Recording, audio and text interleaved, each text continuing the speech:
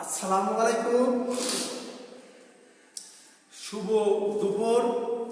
সবাইকে একরাশ প্রীতি এবং শুভেচ্ছা জানিয়ে শুরু করছি আমাদের আজকের পাঠ উপস্থাপনা। সুপ্রিয় শিক্ষার্থী বন্ধুরা ও সম্মানিত অভিভাবক ও আমার প্রিয় সহকর্মী বন্ধু, দূরে কিংবা কাছে এই মুহূর্তে যারা আমার সাথে যুক্ত আছে, আমাকে দেখছেন, তাদের জন্য রইল অনেক অনেক ভালোবাসা ও শুভকামনা। এবং আমাদের এই সাতক্ষীরা অনলাইন স্কুলের পক্ষ থেকে সবাইকে ধন্যবাদ। আমার প্রিয় শিক্ষার্থী বন্ধুরা, আমার আজ পাঠের শিরোনাম হচ্ছে নবম দশম শ্রেণীর ফিনান্স ব্যাংকিং অনলাইন নবম ব্যাংকিং ব্যবসা ও তার ধরন নিয়ে আলোচনা করব। সুপ্রিয় শিক্ষার্থী বন্ধুরা, তোমরা নিশ্চয়ই ভালো আছো।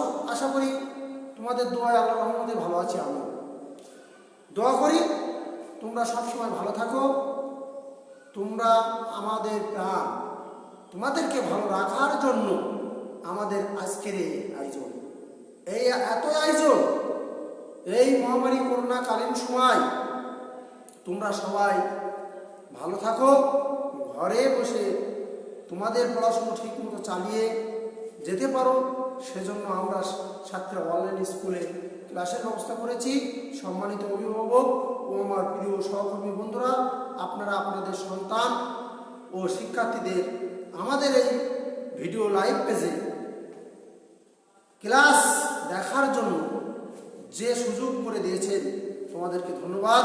এবং ঘরে বসে যে নিজের কাজ নিজে করতে পারছি, এই জন্য আমরা আন্তরিকভাবে প্রকাশ করছি যে আমরা যে আমাদের এই যে করোনাকালীন সময় যে সাতক্ষীরা অনলাইন পেজে অথবা ভিডিও লাইভ ক্লাসে আমরা অংশগ্রহণ করছি। এবং আমার প্রিয় শিক্ষার্থী বন্ধুরা, তোমরা অবশ্যই আমার এই ভিডিও লাইভ ক্লাসে অংশগ্রহণ করছো, এবং যারা অংশগ্রহণ করছো তারা অবশ্যই এটা শেয়ার করবে এবং যারা করছে না তাদেরকে জানাবে।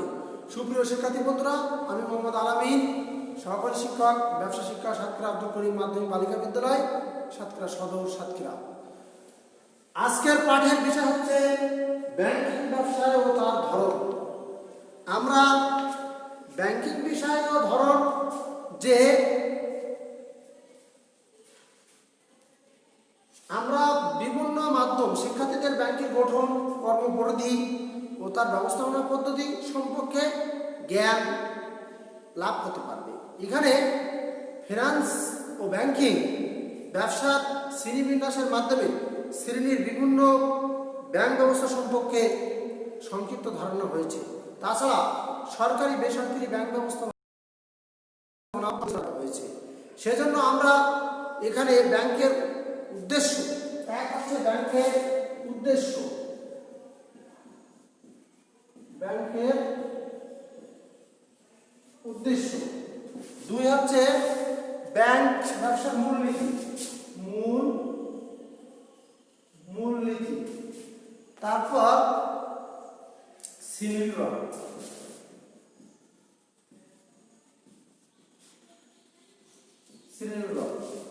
তারপর হচ্ছে এই যে আমরা ব্যাংকের উদ্দেশ্য, মূলনীতি, শ্রেণীবিভাগ নিয়ে আলোচনা করবো আজকে এই ব্যাংকিং ব্যবসা ও তার ধরন নিয়ে। সর্বপ্রথম আমরা যুগের পরিবর্তনের সাথে সাথে ব্যাংক ব্যবসার আকার, আকৃতি, উদ্দেশ্য ও গঠন আমূল পরিবর্তন সাধিত হয়েছে। সে কারণে যুগের সাথে সাথে সনাতন, আধুনিক এবং বর্তমান ইলেকট্রনিক্স ব্যাংকিং এ ব্যবসার আধুনিকতার ছোঁয়া এসে দিয়েছে। তাছাড়া প্রতিযোগিতামূলক বাজারে নতুন নতুন ব্যাংকিং পণ্যর মাধ্যমে ব্যাংকিং সেবামূলক যুগোপযোগী এবং ক্রেতার প্রয়োজন অনুসরণ প্রস্তুত করা হয়। সুতরাং ব্যাংকের উদ্দেশ্যগুলি কি দেখো। সুপ্রিয় শিক্ষার্থী বন্ধুরা, ব্যাংকের সাথে সংশ্লিষ্ট বিভিন্ন গোত্রের প্রেক্ষাপটে ব্যাংকের উদ্দেশ্য বিভিন্ন। সেক্ষেত্রে আমরা এখানে ব্যাংকের সাথে সংশ্লিষ্ট তিনটি গোত্রের প্রেক্ষাপট ব্যাংকের উদ্দেশ্য আলোচনা করব। 1 নম্বর আলোচনা হচ্ছে ব্যাংকের মালিক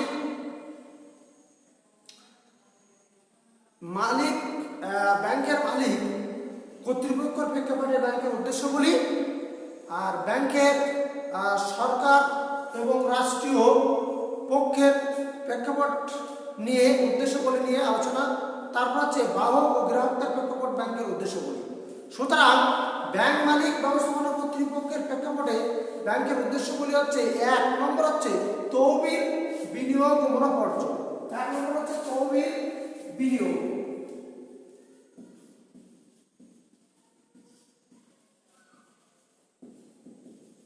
ও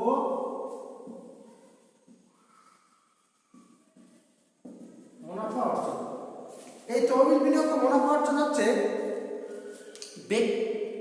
ব্যাংকের মালিক অংশীদার যে শাখা বা শেয়ার হোল্ডারদের সঞ্চিত অর্থে সঠিক বিনিয়োগ করা ব্যাংকের একটি উদ্দেশ্য। এটা 2 নম্বর হচ্ছে মুনাফা অর্জন। মুনাফা অর্জন। মুনাফা অর্জন হচ্ছে যথাযথ ব্যাংকিং করে প্রতিষ্ঠানের সুনাম বৃদ্ধি করতে পারলে তাতে করে মালিক পক্ষের সুনাম বৃদ্ধি পায়। তারপর হচ্ছে উন্নয়ন অংশগ্রহণ। উন্নয়ন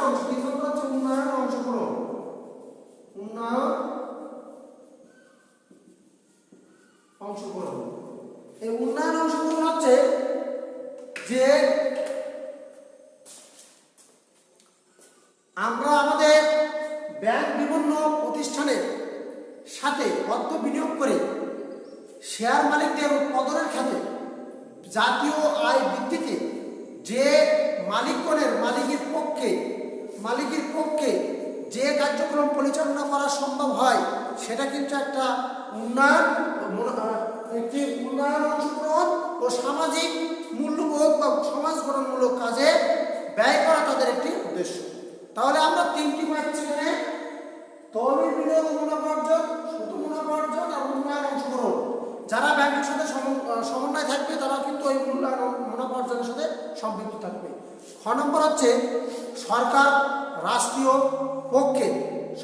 ও রাষ্ট্রীয় পক্ষের প্রেক্ষাপটে ব্যাংকের উদ্দেশ্যগুলি। সেটা হচ্ছে আমরা সরকারের যে নোট বা মুদ্রা প্রচলন করে বাংলাদেশের কেন্দ্রীয় ব্যাংক হিসেবে একমাত্র বাংলাদেশ ব্যাংক টাকা প্রচলন করে। সেক্ষেত্রে আমাদের এই নোট মুদ্রা প্রচলন শুরু করে। এটা তারপর হচ্ছে মূলধনকরণ। কিভাবে আমরা মূলধনকরণ করবো? সামাজিকভাবে সমাজের অতি ক্ষুদ্র শহর বা গ্রামের মাধ্যম দিয়ে যেগুলো আমরা কার্যক্রম পরিচালনা করে সহজে তাদের কাছে এই ক্ষুদ্র ঋণ বা ক্ষুদ্র দিয়ে আমরা কাজ সমাপ্ত করতে পারব। এক্ষেত্রে বিনিয়োগ ও শিল্পায়ন। ব্যাংক যে কোনো ধরনের ঋণ দেবার আগে ওই কারবারের খাতের গুরুত্ব বিবেচনা করে সরকার নিয়মিতভাবে তার অগ্রগতিকার শেয়ারদের খাতগুলো বিভিন্ন রকমের রূপান্তর করতে সম্ভব হবে। সেক্ষেত্রে আমরা ব্যাংক নেই ও অগ্রাধিকারযুক্ত অগ্রহায়ণ বা বিভিন্ন রকমের পাঠ্যসূচির মাধ্যম দিয়ে আমরা পর্যালোচনা করব। সেক্ষেত্রে আমাদেরকে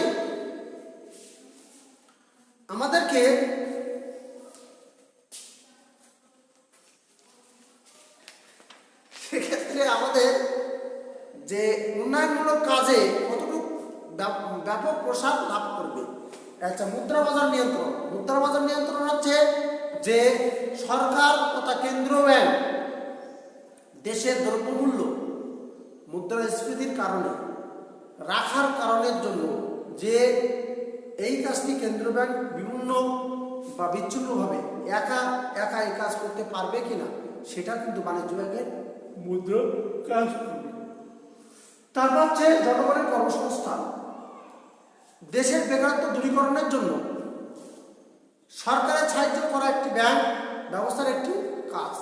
আর ব্যাংকগুলোর সর্বস্তরে মানুষ কারবার অধ্যয়ন হচ্ছে কিনা বা করতে পারছে কিনা, সেক্ষেত্রে কর্মসংস্থান কিভাবে কাজে নিয়োজিত আছে কিনা সেই প্রদর্শিত নিয়ম অনুসরণ করে অধ্যয়ন করে ব্যাংক অধিগত কর্মসংস্থান সৃষ্টি করে সরকারের সাহায্য করে। সুতরাং বাংলাদেশে 3 নম্বর হচ্ছে বাংলাদেশের ব্যাংকের গ্রাহকদের প্রেক্ষাপটে ব্যাংকের উদ্দেশ্যগুলি। আমানত, প্রথমত কথা হচ্ছে আমানত, কিভাবে আমরা এই ব্যাংকের আমানত গ্রহণ করব। সেক্ষেত্রে ব্যাংকের আমানত আমরা আমাদের কার্য পরিচালনার মাধ্যম দিয়ে গ্রাহকদের ক্ষুদ্র ক্ষুদ্র সঞ্চয় সংগ্রহ করে ব্যাংকগুলো বিভিন্ন ধরনের আমানত সৃষ্টি করে। চলতি আমানতে সুদ নেই, কিন্তু অনেক ধরনের সেবা পাওয়া যায়। সঞ্চয়ী আমানতে প্রায় 5% থেকে 7% হারে সুদ পাওয়া যায়। আবার যখন প্রয়োজনে টাকা তুলে নেওয়া যায়। আর মেয়াদি আমানতে সুদের হার 12% থেকে 13%, তবে সাধারণ মেয়াদ উত্তীর্ণ হওয়ার আগে টাকা তেমন লাভ তোলা যায় না বা লাভজনক হবে না। সেক্ষেত্রে মেয়াদি আমানত নিম্নে 1 মাস মধ্যে যে কোনো সময়ব্যাপী হতে পারে। আমানতকারী তার সুবিধা মতো আমানত সৃষ্টিতে সাহায্য করা ব্যাংকের একটি মৌলিক উদ্দেশ্য। সেই ক্ষেত্রে আমরা আমানতগুলো সঠিক বা দেখব। আচ্ছা, নিরাপত্তা। 2 নম্বর হচ্ছে নিরাপত্তা। গ্রাহকের মূল্য সামগ্রিক মাধ্যম দিয়ে যে নিরাপত্তা প্রদান করা হয় ব্যাংকের একটি উদ্দেশ্য। আমাদের সমাজে নিজের কাছে বা বাসায় অনেক অর্থ, সোনা গহনা ও অন্যান্য মূল্যবান সামগ্রী রাখা নিরাপদ নয়। এইসব সামগ্রী নিরাপদে গচ্ছিত রাখা ব্যাংকের একটি অন্যতম উদ্দেশ্য। তাহলে নিরাপত্তা কে রাখবে? এই ব্যাংক। উপদেষ্টা বা পরামর্শদাতা। ব্যাংক যখন কোনো অর্থ প্রচন্ডের অর্থলগ্নি করে তখন প্রকল্পের লাভজনকতা মূল্যায়ন করে, সেই ব্যাপারে নিশ্চিত হলে অর্থায়ন জড়িত হয়। তার প্রকল্পটির লাভজনকতা ঋণের আবেদনকারীর জন্য যেমন গুরুত্বপূর্ণ, ব্যাংকের জন্য তেমন গুরুত্বপূর্ণ এই উপদেষ্টা পরামর্শদাতা।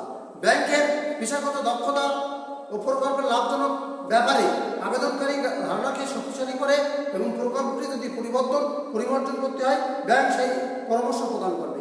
আরও বিভিন্ন রকম আর্থিক অর্থ সংক্রান্ত পরামর্শ ব্যাংক গ্রাহককে দিয়ে থাকে। আমরা উপদেষ্টা পরামর্শদাতার সাথে এসব কাজ করে সময় করব। 2 নম্বর হচ্ছে যে প্রতিনিধি ও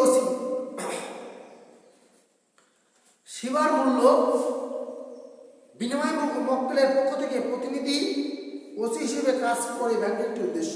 আর ব্যাংক গ্রাহক পক্ষে ব্যবসায়িক চুক্তিতে অংশগ্রহণ করে, বিনিময় বিলে সই করে, বাসা ভাড়া সংগ্রহ করে। সেক্ষেত্রে আর অর্থ স্থানান্তর হচ্ছে যে ব্যাংক সেবার মাধ্যমে গ্রাহকের নির্দেশ মোতাবেক অর্থ দেশ বা বিদেশ স্থানান্তর করে থাকে। জীবনযাত্রার মান উন্নয়ন ও সহজীকরণ। আমরা গ্রাহকের জীবনযাত্রার মান উন্নয়ন কল্পে ব্যাংক বিভিন্ন ধরনের নতুন নতুন সেবা সৃষ্টি করে। যেমন হচ্ছে ক্রেডিট কার্ড দিয়ে একটি নির্দিষ্ট সময় পর্যন্ত গ্রাহক নগদ টাকা ছাড়া পণ্য ক্রয় করতে পারে। আবার এটিএম মেশিন থেকে নগদ টাকা তোলা যায়।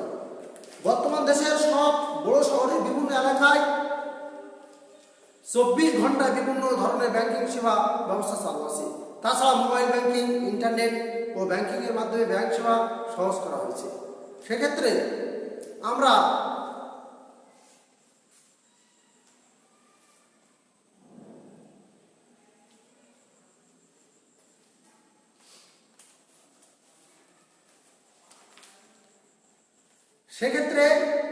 তাছাড়া মোবাইল ব্যাংকিং ও ইন্টারনেট ব্যাংকের মাধ্যমে ব্যাংকিং সেবা সহজ করা যাবে হবে।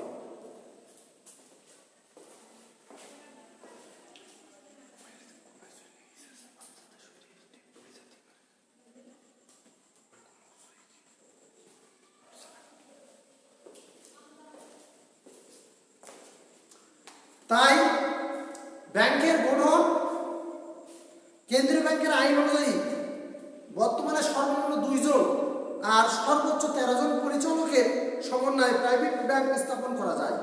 আর পাবলিক লিমিটেড কোম্পানির মালিকানায় ব্যাংকের ক্ষেত্রে সর্বনিম্ন 7 জন এবং সর্বোচ্চ সীমাহীন পরিচালকের মাধ্যমে ব্যাংক সমন্বয় প্রতিষ্ঠিত করা যায়। সেক্ষেত্রে অবশ্যই ব্যাংকের গঠনগুলো সরকারের নীতিমালা হতে হবে। বাংলাদেশ বাণিজ্য ব্যাংক প্রতিষ্ঠার ক্ষেত্রে কেন্দ্রীয় ব্যাংক হিসেবে বাংলাদেশ ব্যাংকের অনুমোদন ছাড়া ব্যাংক প্রতিষ্ঠা সম্ভব নয়। তা বাংলাদেশ ব্যাংকের অনুমোদনহীন ব্যাংকগুলো সমবায় এবং অন্য যে কোনো নামে পরিচালিত হলে তাও বেআইনি ব্যাংকিং সে ব্যবস্থা নিতে চিহ্নিত করা যাবে। তাহলে ব্যাংকিং ব্যবসার মূলনীতি, এই যে ব্যাংকিং ব্যবসার মূলনীতি হচ্ছে ব্যাংক একটি ঝুঁকিপূর্ণ ব্যবসা। ব্যাংকিং কিন্তু আসলে একটা ঝুঁকিপূর্ণ ব্যবসা। সুপ্রিয় শিক্ষার্থী বন্ধুরা, অবশ্যই ব্যাংকিং এর ব্যবসার মূলনীতি কিন্তু আমরা যদি লক্ষ্য করতে পারি তাহলে সেটি খুবই গুরুত্বপূর্ণ হিসেবে কাজ পরিচালনা করা সম্ভব হবে। তা না হলে আমরা আমাদের কাজে অগ্রসর হতে পারবো না। সেক্ষেত্রে আমাদের নির্ভরযোগ্য এবং দক্ষ ব্যবস্থাপনা না হলে ঝুঁকি এড়ানো সম্ভব হবে না। সেক্ষেত্রে অন্য অর্থ নিয়ে ব্যবসা করার কারণে ব্যাংকিং প্রতিষ্ঠান ঝুঁকি এড়ানোর জন্য বেশ কিছু মৌলিক নীতি মেনে চলতে হয়। তার নিচে দেওয়া হলো 1 নম্বর হচ্ছে নিরাপত্তা নীতি। এক হচ্ছে নিরাপত্তা নীতি।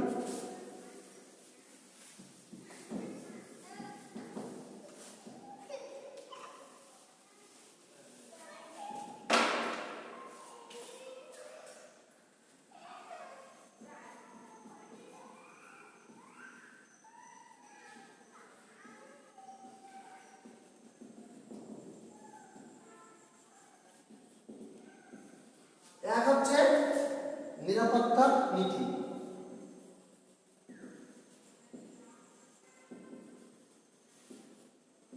2 নম্বর হচ্ছে মুনাফার নীতি।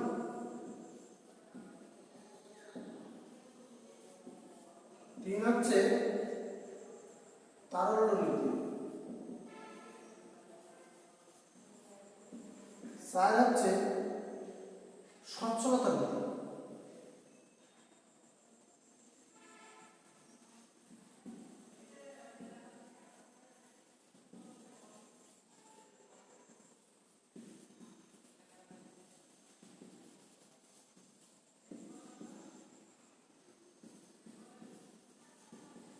শিবার নীতি।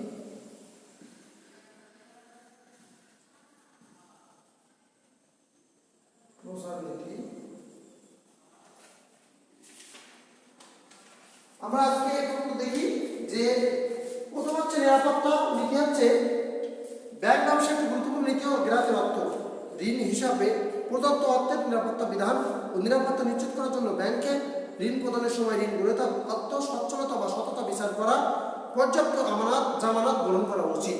তাহলে সেই ক্ষেত্রে যে আমরা নিরাপত্তা অবশ্যই ব্যাংকিং ব্যবসায় অবশ্যই নিরাপত্তা প্রশ্নটা খুবই গুরুত্বপূর্ণ। মুনাফার নীতি, সুষ্ঠুভাবে মুনাফা অর্জন করা ব্যাংকের আরেকটি অপরাজ্য নীতি। কারণ আমি এক আমানতকারী বা এক গ্রাহককে বলছি যে 5% হারে সুদ দেবো, আমি দিচ্ছি 2% হারে সুদে, এটা কিন্তু ব্যাংকের মুনাফার নীতি বলা যাবে না।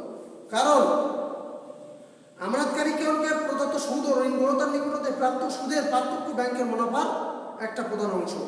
আর তারল্য নীতি হচ্ছে আমানতকারী যখন টাকা তুলতে চায় তখন তাদের নগদ টাকা দিতে হবে।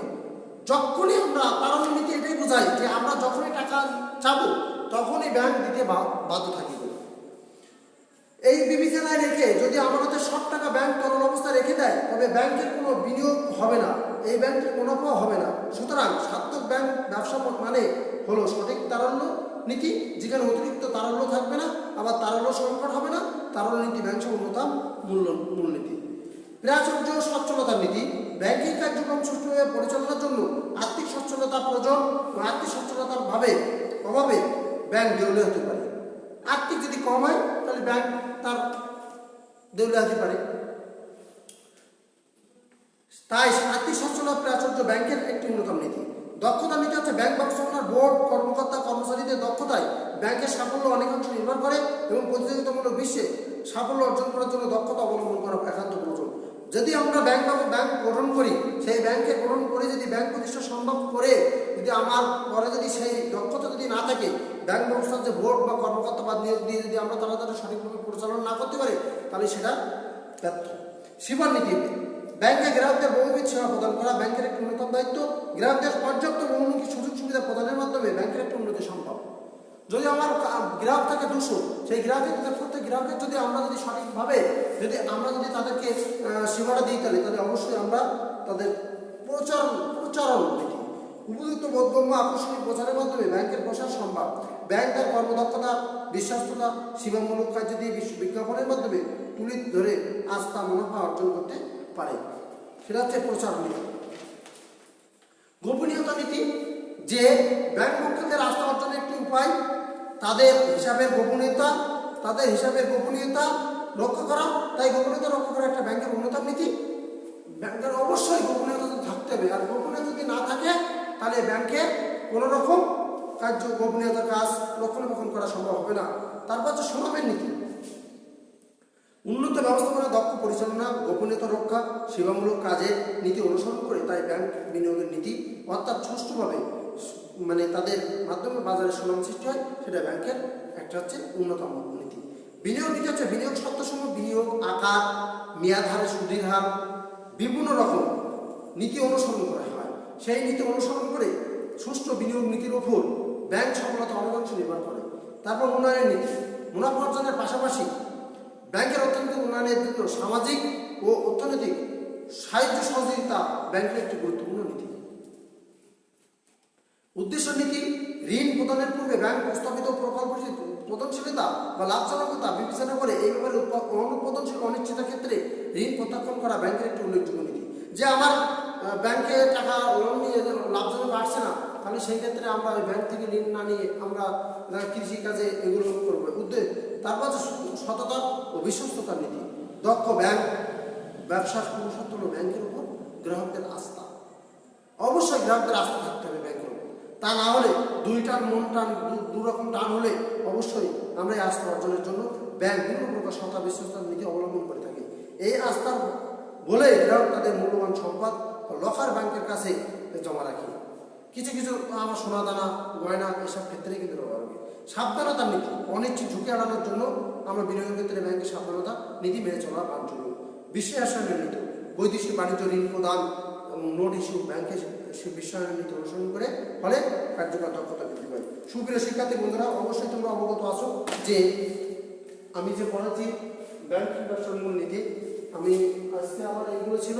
তারপরেও আমার আরেকটা জিনিস এসেছিল, সেটা হচ্ছে ব্যাংকের শ্রেণীবিভাগ।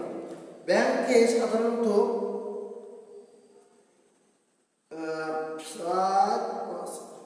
8 ভাগে ভাগ করা যায়।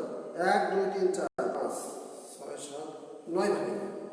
সেই 9টা হচ্ছে কাঠামো ভিত্তিক ব্যাংক। কাঠামো ভিত্তিক ব্যাংকে কি আসে? একক ব্যাংক, শাখা ব্যাংক, তারপর চেইন ব্যাংক, গ্রুপ ব্যাংক। আর কার্যভিত্তিক শ্রেণী বিভাগ আছে কেন্দ্রীয় ব্যাংক, বাণিজ্য ব্যাংক, কৃষি ব্যাংক, শিল্প ব্যাংক, সমবায় ব্যাংক। আর মালিকানা ভিত্তিক ব্যাংক হচ্ছে সরকারি, বেসরকারি, এনজিও, স্বায়ত্তশাসিত, আংশিক ব্যাংক, বিদেশি মালিকানাধীন। আর অঞ্চল ভিত্তিক ব্যাংক হচ্ছে আঞ্চলিক ব্যাংক, জাতীয় ব্যাংক, আন্তর্জাতিক ব্যাংক, বিনিয়োগ ব্যাংক, সঞ্চয়ী ব্যাংক, বন্ধকি ব্যাংক, পরিবহন ব্যাংক, ক্ষুদ্র পরিষেবা ব্যাংক, আমদানি রপ্তানিকারক ব্যাংক। ব্যবসা সাংগঠনিক ভিত্তিক শ্রেণীকরণ হচ্ছে এক মালিকানা, অংশীদারি, যৌথ মূলধনী আর সমবায় আর রাষ্ট্রীয়।